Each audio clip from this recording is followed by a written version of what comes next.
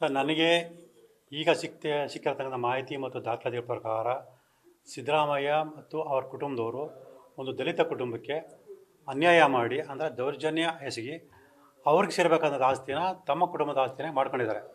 So ಇದರಲ್ಲಿ ಯಾವುದೇ ರೀತಿಯ ಅನುಮಾನಗಳು ಇಲ್ಲ.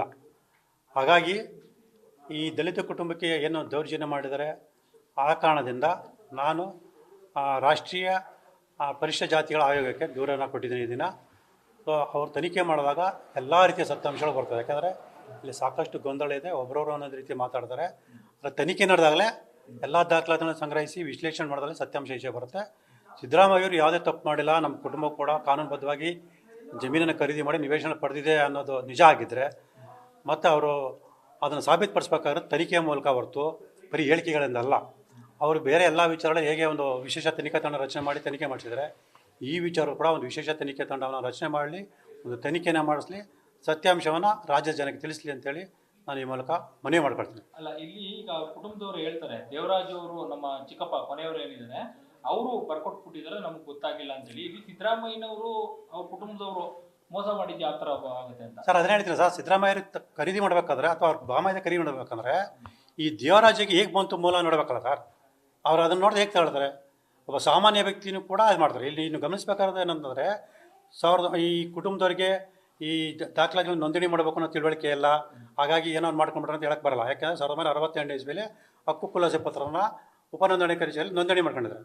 ಸೊ ಈ ಥರ ಇರಬೇಕಾದ್ರೆ 1993 ಇಸ್ವಿಲಿ, ಅಂದರೆ 25 ವರ್ಷಗಳ ನಂತರ, ಸೊ ದೇವರಾಜ ಹೆಸರಿಗೆ ಒಂದು ಬಿಳಿ ಹಾಳೆಯಲ್ಲಿ ಒಂದು ಪತ್ರ ಬರ್ಕೊಡ್ತಾರೆ. ಆ ಪತ್ರದ ಆಧಾರದ ಮೇಲೆ ಅವ್ರ ಹೆಸರು ಖಾತೆ ವರ್ಗಾವಣೆ ಆಗುತ್ತೆ. ಅಂದರೆ ಹೇಗೆ ನಂಬ್ತೀರಾ?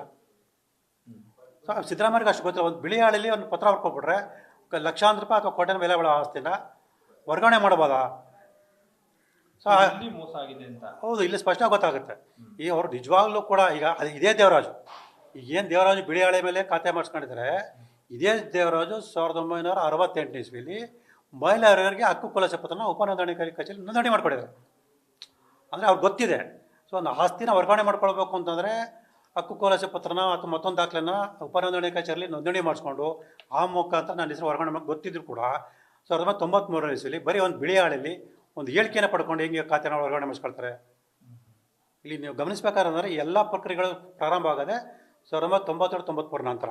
ಆ ಸಮಯದಲ್ಲೇ ಮೂಡಾದವರು ಆ ಭೂಮಿನ ವಶಪಡಿಸ್ಕೊಳ್ಳೋಕ್ಕೆ ಪ್ರಕ್ರಿಯೆಯನ್ನು ಪ್ರಾರಂಭ ಮಾಡಿದರು. ಸೊ ಈ ಒಂದು ಹಿನ್ನೆಲೆಯಲ್ಲಿ ಆ ಸುಳ್ಳು ದಾಖಲೆ ಸೃಷ್ಟಿ ಮಾಡಿಕೊಂಡು, ಆಗ ದೇವರಾಜ ಹೆಸರಿಗೆ ಸುಳ್ಳು ಖಾತೆಗಳನ್ನು ಸೃಷ್ಟಿ ಮಾಡಿಕೊಂಡು ಇವರು ಖರೀದಿ ಮಾಡೋದು ಸ್ಪಷ್ಟ ಕಂಡುಬರುತ್ತೆ. ಓಕೆ, ನೀವೀಗ ದೂರು ಕೊಟ್ಟಿದ್ದೀರಾ? ಹೌದು ಸರ್, ನಾನು ರಾಷ್ಟ್ರೀಯ ಪರಿಶಿಷ್ಟ ಜಾತಿಗಳ ಆಯೋಗಕ್ಕೆ ನನ್ನ ನೋಂದಾಯಿತ ಅಂಚೆ ಮೂಲಕ ದೂರನ್ನು ಕಳಿಸಿದ್ದೀನಿ.